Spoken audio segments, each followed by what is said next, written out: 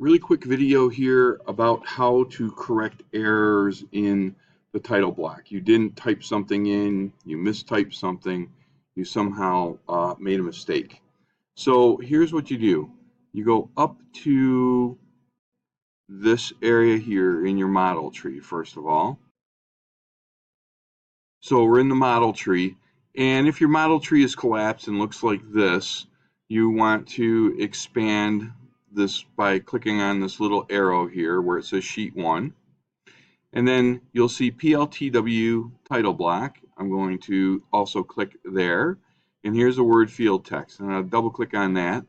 Now I can come into this dialog box right here and change this. One of my mistakes here was I didn't have a capital P there, and I also didn't put in the period that I am in for class. So let's just say I'm in period 2, for instance.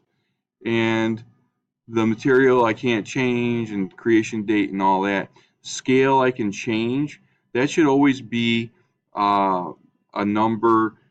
If it's full scale, it should be a number of 1 to 1, and this is a colon, not a semicolon. Semicolon has the comma at the bottom of it, but it's a colon.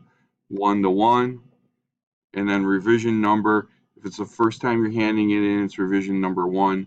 If you're handing in a copy or a regrade, then it would actually be a 2. So in this case, because I'm doing it again, I got a bad grade on this, it would be a 2. And what will happen is all of this stuff will appear down here. So that's how you change the field text really quickly.